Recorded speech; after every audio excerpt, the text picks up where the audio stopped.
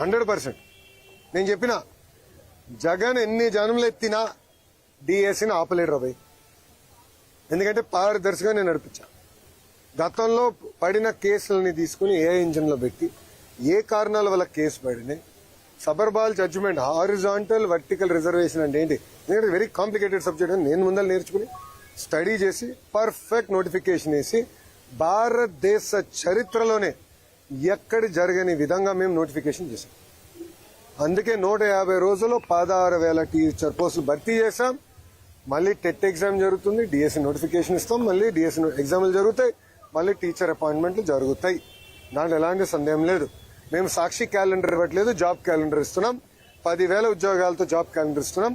దయచేసి నిరుద్యోగ యువకులు చెప్తున్నా, there is something called vertical horizontal reservation. First time horizontal reservation అమలు చేశాం. అది తెలుసుకోవాల్సిన బాధ్యత మీ పైన నా పైన ఉంది. ఇది హారిజాంటల్ రిజర్వేషన్ పాటించకపోతే సబర్వాల్ జడ్జిమెంట్ అనేది ఉంది. ఆ జడ్జిమెంట్ అడ్డంగా పెట్టుకుని ఈ వైకాపా పార్టీ మన కోర్టులో వేసి స్టే తీసుకొస్తారు. ఈ వైకాపా పార్టీకి చెందిన నాయకులే 240 కేసులు వేశారు స్వామి. 240 కేసులు వేశారు. దాంట్లో 43 కేసులు ఇప్పటికీ కోర్టు డిస్మిస్ చేసింది, మిగతా అంతా హియరింగ్ చేసింది. నేను పారదర్శకంగా నడిపించాం, మా డిపార్ట్మెంట్ పారదర్శకంగా నడిపించింది. నాకు ఎలాంటి సందేహం లేదు. ఫుల్ ప్రూఫ్ గా చేశాం.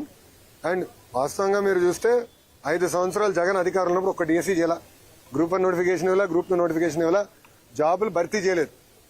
ఒక ప్రభుత్వ ఉద్యోగం కూడా భర్తీ చేయలేదు. ఆయన పెద్ద పెద్ద మాటలు చెప్తాడు. అసలు ఆయనకేం అర్థం అవుతుంది స్వామి? ఒక డిఎస్సీ చేస్తే వర్టికల్ హారిజాంటల్ రిజర్వేషన్ ఏంటో ఆయనకు అర్థం అవుతుంది. ఒక డిఎస్సీ చేయకుండా, ఒక్క టీచర్ పోస్ట్ ఇవ్వకుండా మా పైన మాడే హక్కు మీకు ఎట్టొచ్చింది స్వామి? మీరు ముందర సబ్జెక్ట్ తెలుసుకోండి. ఆయన ఏమన్నాడు? అసలు ఎక్కడ మేము రిజల్ట్స్ బయట పెట్టలేదు, ఏం లేదు. మళ్ళీ ఆన్లైన్ ఆయనే ఓపెన్ చేసి చూపించాడు ప్రెస్ మీట్ లో. మీరు చూసారా లేదు? ర్యాంకులన్నీ మళ్ళీ ఆయనే చదివి చెప్తున్నాడు. మళ్ళీ అది ఎక్కడి నుంచి వచ్చినట్టు ఆన్లైన్ కదా. అంటే ఒక అబద్ధం 10 సార్లు చెప్పి నిజం చేసాం. ఆయన ప్రయత్నిస్తున్నాడు. ఇప్పుడు మళ్ళీ కులం కూడా తీసుకొచ్చారు. దౌర్భాగ్య స్థితి ఏంటంటే 2014 నుంచి 19 ఇట్లనే వాళ్ళు ఏం చెప్పారంటే ఒకే సామాజిక వర్గానికి చెందిన వాళ్ళందరినీ డిఎస్పీ చేశారు. ఆనాడు ప్రజలు నమ్మారు. వాళ్ళ అధికారంలోకి వచ్చిన తర్వాత మేము శాసనసభ సాక్షిలో ప్రశ్న అడిగాం, ఎంతమంది డిఎస్పీలు ఆ సామాజిక వర్గం చెందిన వాళ్ళని ప్రమోట్ చేశారు. తిరిగి చూస్తే 4-5% ఉంది. మళ్ళీ ఆ రోజు అబద్ధం చెప్పినట్టే కదా వాళ్ళు. ఇప్పుడు కావాలని ఒక పెయిడ్ బ్యాచ్ పెట్టుకున్నాడు. ఒక రిటైర్డ్ పనికిమాల ఐఏఎస్ ఆఫీసర్. ఆయన రాష్ట్రానికి ఎలాంటి పని చేయని వ్యక్తిని తీసుకొచ్చి పెట్టి ఒకే సామాజిక వర్గానికి చెందిన వాళ్ళందరికీ స్పోర్ట్స్ కోటా కింద ఇస్తానన్నారు. ఇప్పుడు మేము బయట పెట్టి ఆ మనిషి ఎక్కడున్నాడు? క్షమాపణ చెప్పాలి కదా. చెప్పమనండి ఇప్పుడని. అంటే అబద్దాలు చెప్పి మా పైన బురద జల్లి పారిపోతున్నారు. నేను ఇక్కడ నుంచి ఉన్నా కరెక్ట్ గా జగన్ ఇంటికి నేను తిప్పి కొడితే 200 మీటర్లు కొట్టలేను. I'm ready for debate any time. రమ్మని చెప్పండి. I'm ready for debate and discussion. అంతేగాని ఏసీ రూముల్లో కూర్చుని మాకు లెక్చర్లు ఇవ్వాల్సిన అవసరం. వాస్తవాలంటే బయట పెట్టండి. ఒకటని నిరూపించాడా? అయ్యా 240 కేసులు వేసాం. ఎందుకు ఆపలేదు డిఎస్సీ ప్రాసెస్? పారదర్శకంగా నడిపించాం. స్పోర్ట్స్ కోట కూడా పకడ్బందీగా నడిపించాం. మేము కమిటీ కూడా పెట్టాం.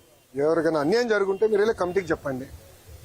ఆ కమిటీలో ఎందుకు వాళ్ళకి రాలేదు కూడా చాలా స్పష్టంగా చెప్తాం. ఇప్పుడు మా అధికారులందరూ టెక్నికల్ పైన ఆన్సర్ చేశారు. అక్కడి నుంచి సౌండ్ లేదు.